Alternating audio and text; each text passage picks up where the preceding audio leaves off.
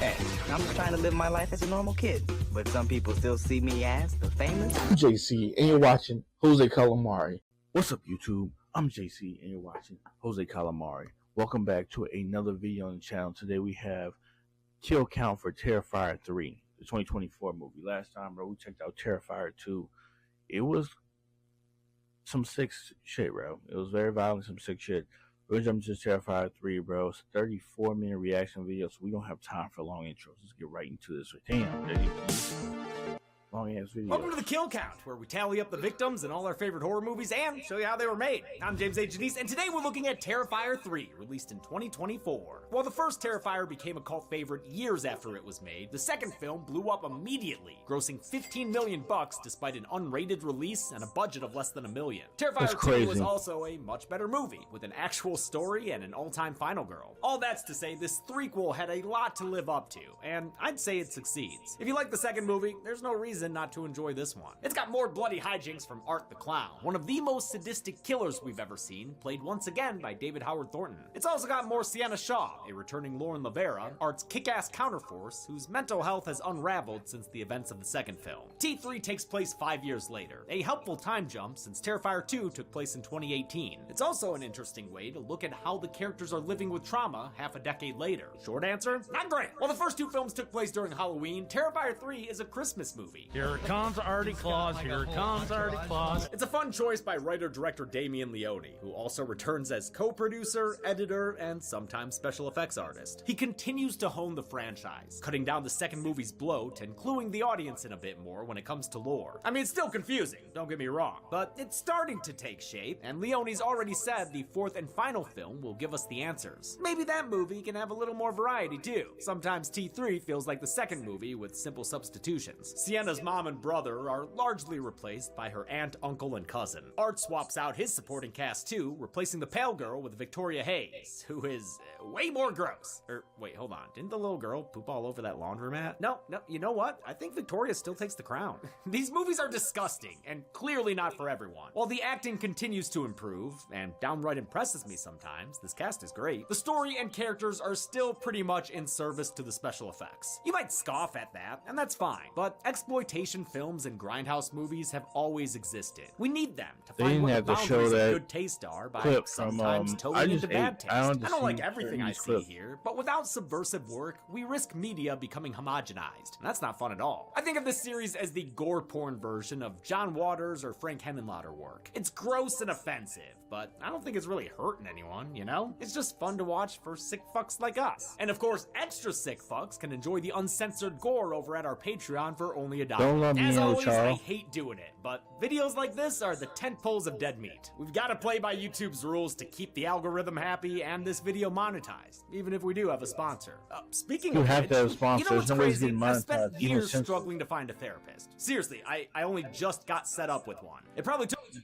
You do probably need therapy, James, with these kill counts you're giving out. Doctor today. That's ZOCDOC. You know, it's murder every day, all day, bro. /kill count. It's your job. What kind of jingle hell is Santa Claus unleashed when he comes to town? Let's find out and get to the kills. The movie begins on Christmas Eve, where not a creature is stirring. There's someone on the roof. Except for some guy on the roof, I guess. Jennifer puts her daughter Jules back to bed and leaves some milk and cookies out for old Santa Claus. But it ain't Big Red who pays a visit that night. I mean, for one, he ain't husky enough. This mean one's holiday haul includes a hatchet. Oh no. And Jules watches as he heads upstairs to deliver that gift to her brother. But we just saw Timmy, and you know, he's just a kid, so I don't think Art would... Juliet, I told you to stay out of my room. Okay, never mind. Doesn't stop a thwack attack. In fact, 7 thwacks of increasing squishiness take that kid out off screen. Creator Damien Leone knew Art wouldn't hesitate at kitty carnage, but thought showing it on screen would be one step too far. I don't think any subject is too taboo to tackle, but I think once if I decide that I am going to tackle it, then I have to be somewhat sensitive in regards to the execution, or making sure that the execution of such a topic is remains tolerable. Don't worry though, we see the Timbits later, strewn all over his room. Next up on Father Kilmus's list is dear old dad. While he's sleeping, Art hacks into him. Papa gets even more thwacks than his kid. Can't call him whack for lack of thwacks. Nigga, you In don't fact, feel Art the fully bed thwacks moving? off his head. That's She don't feel the bed All the moving? tally thwacking wakes Jennifer up and she starts screaming in earnest.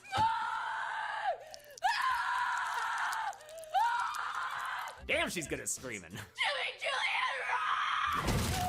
I mean, I'm sure it helps when Art Torrance is busting through the bathroom door. Here's Clowny. Jennifer's played by Chrissy Fox, who's actually a really good friend of ours. She's a great actress and producer of indie horror films alongside her husband, Spider-One. They recently made Little Bites, which features a quick cameo from Chelsea and me playing parents to Chrissy's real-life daughter. Jennifer faces the trauma of seeing her young son in pieces before Art catches up to her and plants his axe head in her back, and then her stomach. As always, Art relishes the moment before lining up his shot and getting to the serious work. He dismembers her completely while laughing at her, the little scamp. He finally puts her out of her misery by cleaving her head in two.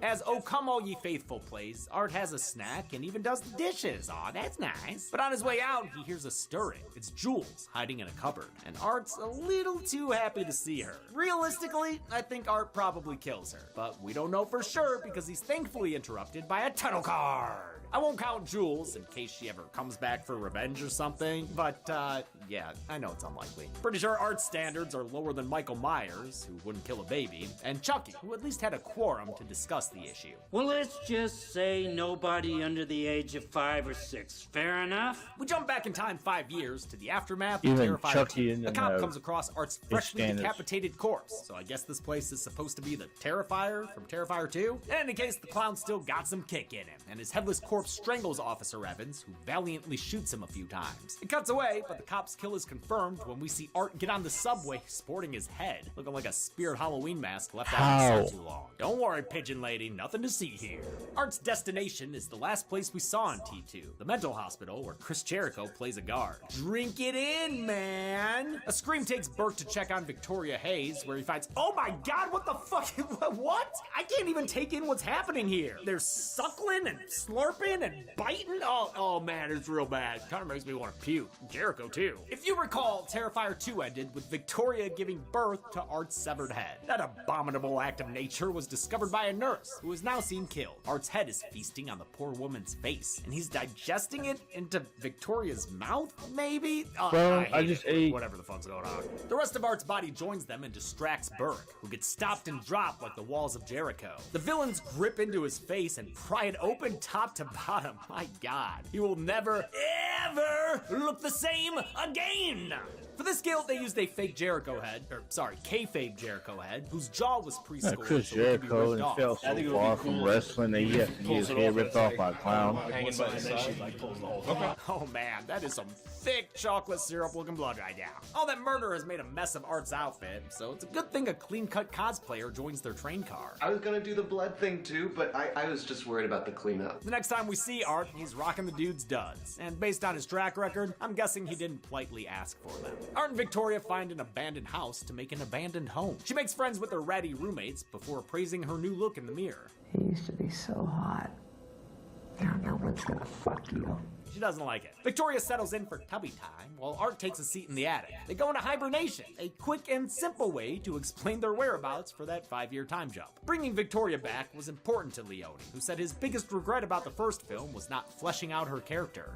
Hate to tell you, dude, but I think you failed again. She's still missing way too much skin. In present day, 2023, Sienna Shaw is being released from a recovery center. Its staff includes a cameo from Marie Macer, who appeared in the original Terrifier short. Sienna's been getting help after everything she went through. You know, the whole thing where her mom and all her friends got murdered. Right. Also, she got murdered herself too, kinda? Yeah, that was a rough Halloween. Thank God it's high time for Yuletide, and she'll be spending the holidays with her Aunt Jess and Uncle Greg. It's a welcome change of pace from her yelly mom, especially since she's got a sweet relationship with her cousin Gabby. The two unpack her stuff, but when Gabby finds her diary, she starts asking awkward questions. What's the clown cafe?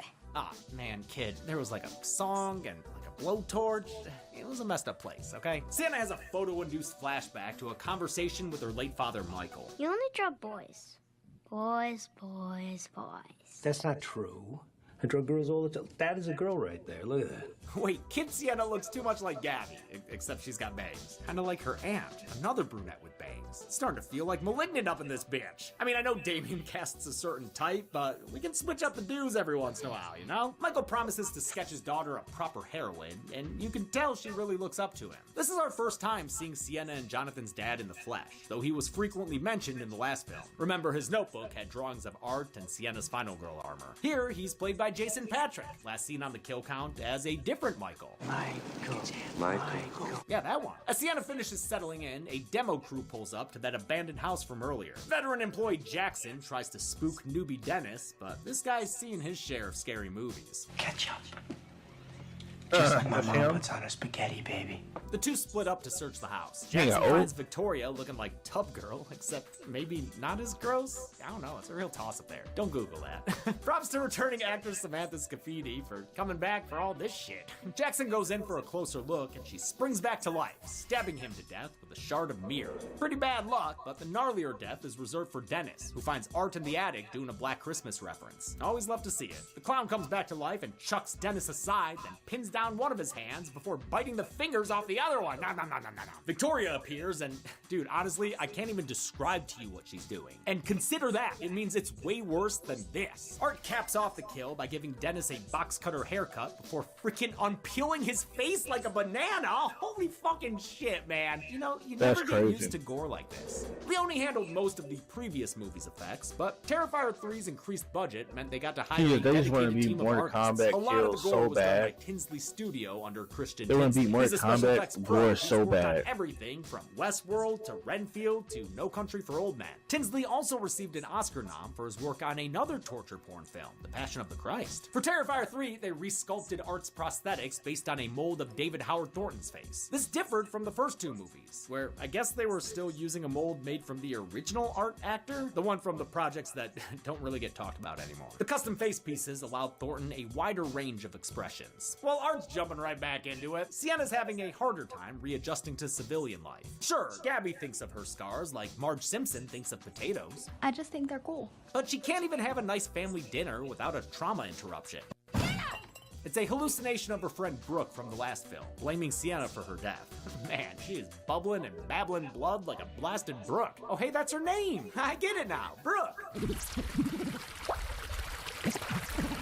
Sienna leaves dinner for a drug dessert and calls her brother Jonathan, who's a college freshman now. They grow up so fast. He's actually a big reason Terrifier 3 has that 5-year time jump. Leone wanted to account for how much older actor Elliot Fullman looked. Like his character, Fullman's also had a busy 5 years, making music on his YouTube channel, Little Punk People. He started it way back in 2012, doing interviews with horror actors and musicians. Awesome work, man. Sorry for joking about your neck in the last kill count. Jonathan's roommate Cole is a pretty cool guy, but his true crime podcast girlfriend Mia is substantially less chill. I seriously know, like, everything about you. Everything online, at least. I've been following you for years. And dude, you're a legend. You survived Art the Clown. Just like Sam Carpenter in Scream 6, Sienna's the subject of internet conspiracies that pin her as the culprit behind the Miles County massacre. If Jonathan Shaw hadn't testified on his sister's behalf, she'd probably be serving a life sentence right now. That's a cameo from comedian Annie Letterman, who previously interviewed Leone for Terrifier 2. I've gotten confirmation I will be in the third. You got confirmation? Movie. Well, I keep being told in front of cameras. Art's living up to his name with some him and crafts, creating a liquid nitrogen spray tank that he tests on a rat.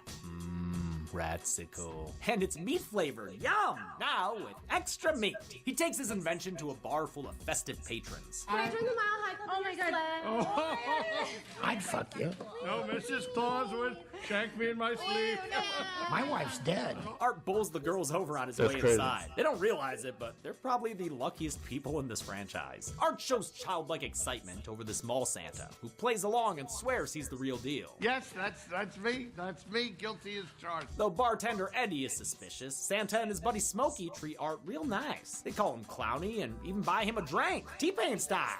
It's Clowny Claus. Yes, it is. And Clowny Claus was in fact the iteration of Art that competed in this year's Horror Royal Rumble. Which, no, I will never stop fucking, because if you've actually watched it, then you understand how great it is. Thornton has said this was his favorite week on set, and it's probably my favorite scene in the movie. That's largely thanks to the performers, 2 of whom are kill count vets. Santa is played by Daniel Roebuck, who's been on the show 3 times. He's a part of the Rob Zombie gang. His buddy Smokey is the ice cream man himself, Clint Howard, who is also another Christmas horror franchise. But while this scene is funny and a lot of fun, it's here to remind you that Art's a mean guy. It's just like the opening scene in that regard. Leone didn't want people to find Art cute or cuddly. I didn't want the audience to be too comfortable with this character. I wanted to make it as if they never met him before and see how creepy I can make him again, and how disturbing and how unpredictable, and really just set a new sort of standard to keep the audience on their toes if possible. So, despite Santa and Smokey's kindness, Art gets gross in a hurry, spitting up shots and peeing in laps. Damn, Art, why you gotta be such a Scrooge? Eddie tries to kick him out, but Art resists with old Reliable from his Santa sack.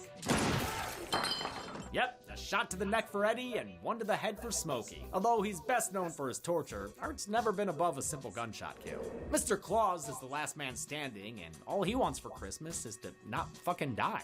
Sonny, we're the same business. It's just me and you, remember? It's just me and you.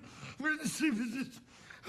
We make people happy. That improvised line from Daniel Roebuck doesn't work on Art, so Santa offers up his outfit as a peace offering. That doesn't save Santa either. He gets tied to a chair while Art tries on his new festive digs. Then he breaks out the liquid nitrogen tank for a kill we analyzed in our halftime show with Oz Perkins and freaking Elijah Wood. Check that shit out. I'm telling you, man, we do a lot of fun stuff on Dead Meat Presents. Santa attempts to appeal to Art's better nature. I have a wife, I have a wife and 2 kids. But Art just responds like Pee-wee mocking Francis. Right about when the guy starts naming his grandkids, Art starts blasting his limbs. He goes until they're frozen through, then bashes them with a hammer. He saves the head for last, and after freezing it, like so many forgotten ice cream cartons, he destroys the dude's face like he were Jason X. Oh man, his eye is still moving. Please just let that poor Santa Claus die. Art nabs himself a prize, echoing an earlier line.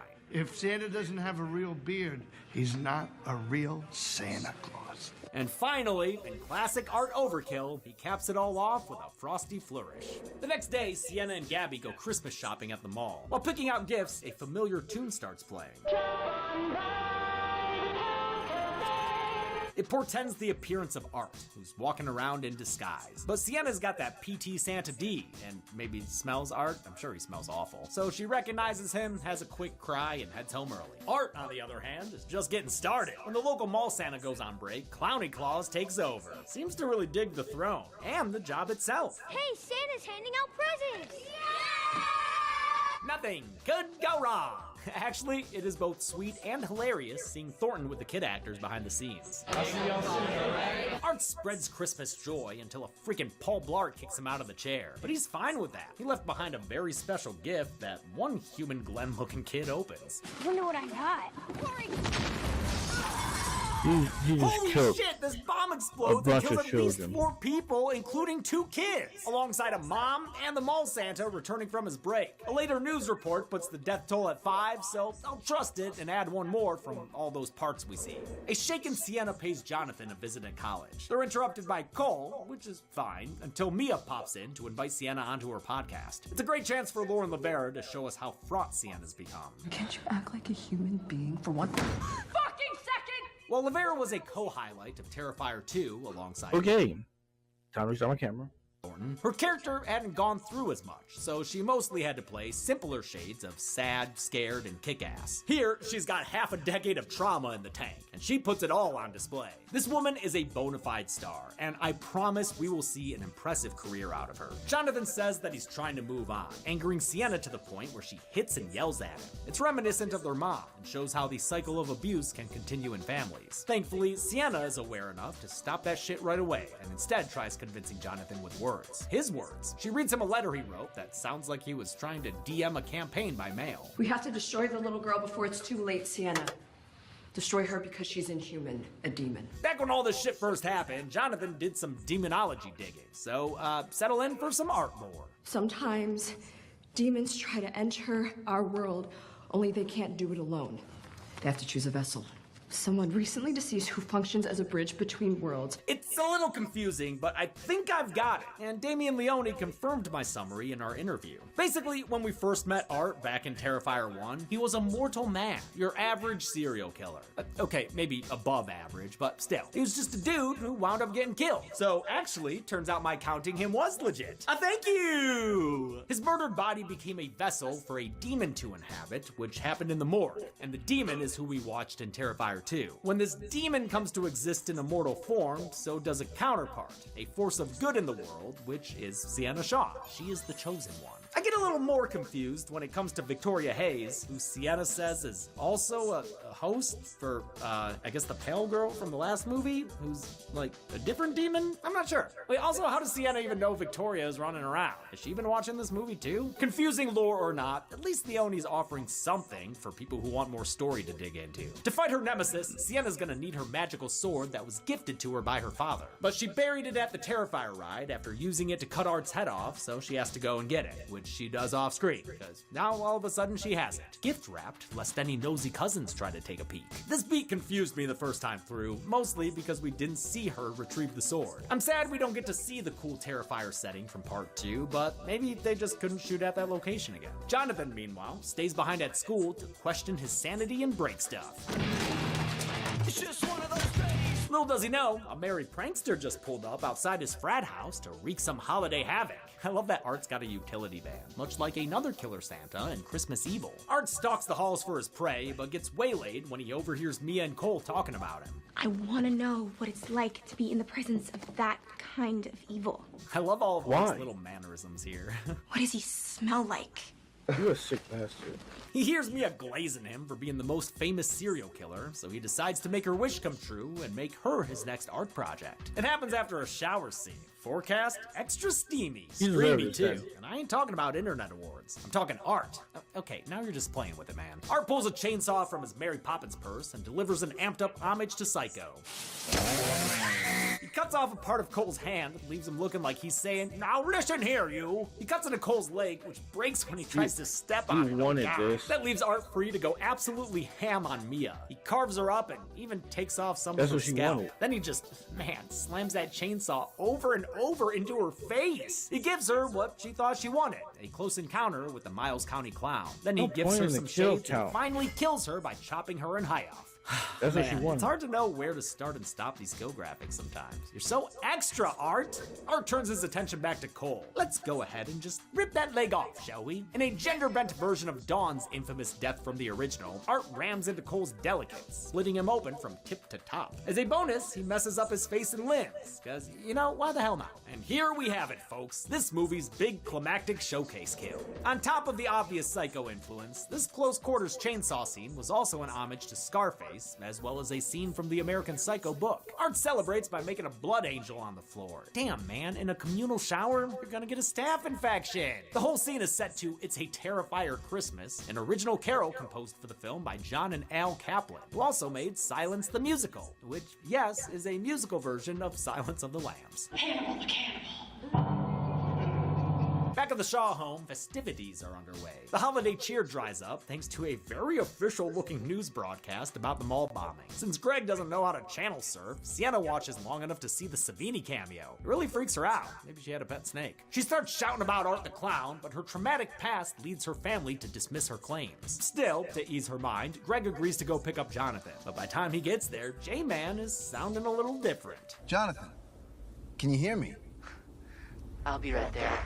Maybe he's sick. Jess puts Sienna down for a nap, where she has another flashback to that scene with her dad. In it, we see Michael present the lady character he promised her. It's an angel warrior with a flaming sword. Thankfully, not the chariot of eyes kind of angel. When he tries to hand the painting over, he has a vision of his daughter's future trauma. And, maybe it opened him up to some kind of possession or something? Because we know thanks to Brooke that by the end of his life, he became abusive. But that also could have just been mental illness. Sienna suddenly finds herself in a fiery void, where a chained-up demon is forging her armor in a little gimp suit. And that guy's chained up by a sentient Virgin Mary statue? What? I don't know what's going on here, but it's metal as hell. Feels like something out of Mandy, which is a huge compliment. This demonic vision was done by effects artist Jason Baker and his team at Colossal Studios, whose work we've covered before with The Black Phone. They built the Virgin Mary costume out of resin to give it a statuesque appearance, and also developed various weapons for the movie, like Art's chainsaw and his liquid nitrogen dispenser, dubbed the Freezomatic 3000. Sienna wakes up in the middle of the night and overhears a conversation between her aunt and uncle. You know what I think we should do to Sienna? I think we should go upstairs and smother her in her sleep. Then we'd be free. Turns out it's not really that, just a killer impression by Victoria. The real Uncle Greg has been turned into a nativity nightmare by Art. Hate to see it. Sienna Sidney Prescott's his ass, but then takes a Jill Roberts by God. Put a period on it, Art knocks her out with a mallet. She wakes up tied to a chair across from her Aunt Jess. Art and Victoria have made themselves at home, adorning the tree with Greg's remaining remains. The only person missing is Gabby, and Art's a little too happy about that present on the table. He unwraps it to reveal a rat-infested skinless skull, which Victoria tells Jess are the remains of her daughter. Well, that's not a very good Christmas gift. Thrashing around in the chair for this scene took a toll on Lavera's body. She kept breaking out of her restraints, and even broke the chair at one point. She also injured her foot when she stepped on a glass ornament that had broken on the floor. Yippee-ki-yay for real. What a trooper. Art gets ready to work his magic on Aunt Jess, leaving her with only enough time to say she loves Sienna and to give her final wish. Kill them both. Make them suffer. With that, Art shoves a tube down her throat and hammers it in deep. Victoria proceeds to load it up with rats, and with some blowtorch encouragement, has them crawl down into Jess's throat. What is this movie, dude? A final throat slit lets the furry friends run free, finishing off this modern spin on a medieval classic. I love the old school method of rubber rats on a fishing line they used to achieve this game. Yeah, With Sienna sufficiently traumatized, Victoria taunts her and says that she's no savior. But wait, then she gives her JC's crown. Gotta say, Vic, giving mixed signals with the symbolism. Victoria, or rather the demon inside Victoria, intends on breaking Sienna down enough for her to use as a new host. You know, one that still has a face. To help in that regard, she brings in a special guest. It's Gabby, who's revealed to be alive and well. They're alive, at least. But hey, look on the bright side. That isn't Gabby's head on the table. They just wanted her mom to think that before brutally murdering her. It's okay. Wait. You know, I can see why this was the scene Thornton had the most trouble with. He just felt so bad for what Aunt Jess had to go through. With Gabby still alive, we're left wondering who the hell's head that is. See you soon. Love you. We quickly learn it belongs to Jonathan, who was evidently killed off screen. You know, I almost didn't count this one. I've been burned too many times by fake-out deaths. But the way Leone's talked about it in interviews, it seems like it's gonna stick. He said there wasn't room to show the kill after the crazy shower sequence, and that he didn't want to see such a likable character get flayed and fed to rats. Fair enough. With most of her family decimated, Sienna should be broken enough for Victoria. Everything you love is gone! There is no hope! There is no God! But despite some thriller eyes, Sienna ain't gonna surrender. Man, those eyes look cool though. I seriously love that effect. Victoria goes to kill Gabby, but the teenager tricks her into letting Sienna have a final gift, the one she saw her cousin hiding earlier. The killers go along with it because, I mean, why not? 'Tis the season after all. I love the way Victoria tosses the gift at Sienna. This movie's full of dark humor like that, including the many moments Art walks by Sienna and casually smacks the back of her head. After Art bashes Sienna's hands in, she opens her gift. I hope she likes it. Best gift ever. She does! With Art's throat spewing blood, Sienna chest chucks the sword into Victoria. With a badass one-liner, Tell me how this tastes. she stabs Victoria in the mouth before slicing her head clean off.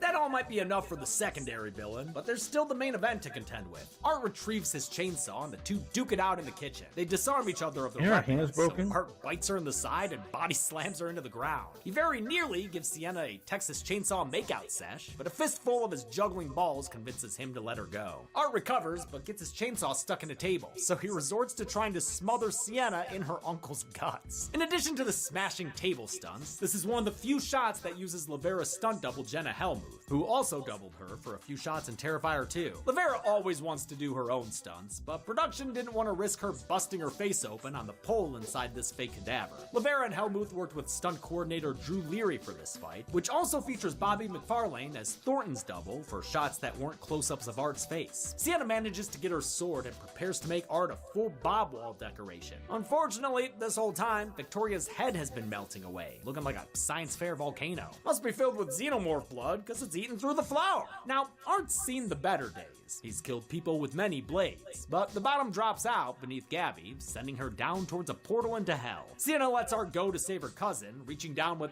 the sword.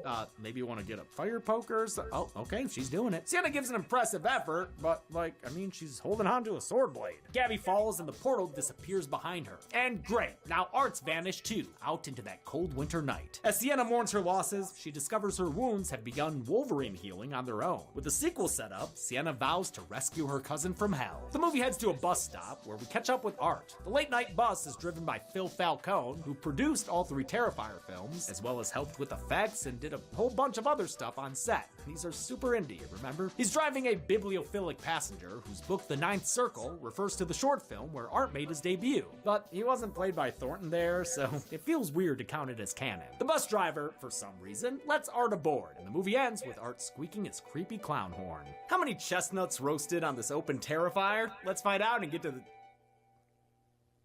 What is this? Who's this? Chelsea? Chelsea! What? Oh, I'm sorry. I thought this was you. Oh. Wait, I know who that is. Bixby! Oh, it's Zoran. Yeah. Whatever. What? Okay. We counted 23 kills in Terrifier 3. The victims consisted of 15 men, 7 women, and 1 unknown victim in the bomb explosion. That gives us this Terrifier chart, which is unique thanks to the unknown, but if it were a lady, it would match the first hostel, and if it were a dude, it would match the Friday 9 recount. So there you go. With a runtime of 125 minutes, Terrifier 3 had a kill on average every 5.43 minutes. Golden Chainsaw for coolest kill could go to a lot of these, but I'll do the expected thing and give it to Cole. I'm sorry for anyone who wanted a surprise, but I mean, you're seeing his bits flop against a chainsaw blade. That's gonna make a lot of viewers wince and grab their chonies. That kind of physical reaction deserves a reward. Dull Machete for lamest kill will go to Jonathan. The death of such an important character shouldn't leave me wondering if it even happened for real. Like, I get the sentiment behind it, but I think it left a lot of people disappointed. And that's it! Terrifier 3 came out in 2024. Terrifier series is sick. I'm gonna level with y'all. Like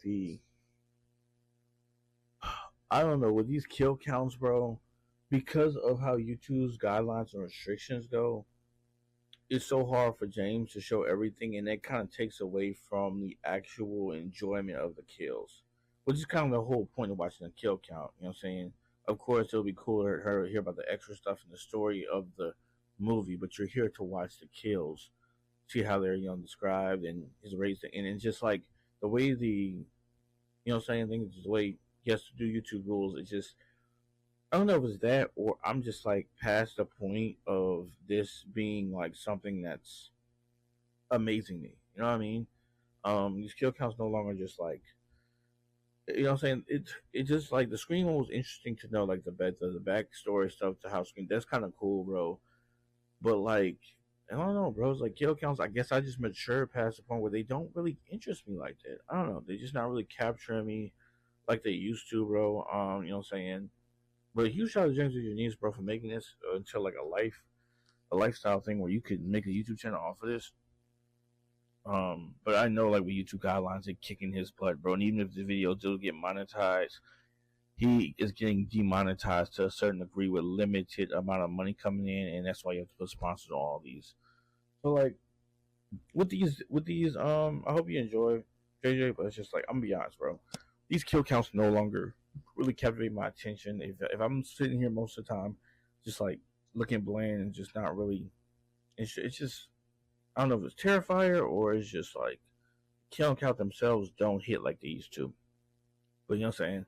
We all got stuff that we enjoy, and there's sometimes that we mature past certain things, bro. But you know what I'm saying? You want me to react to these, bro? By all means, I'll keep reacting to them, bro. But I don't know. That's all I gotta say, bro. I'm JC. You're watching Jose Calamari. Until next time, guys. Later.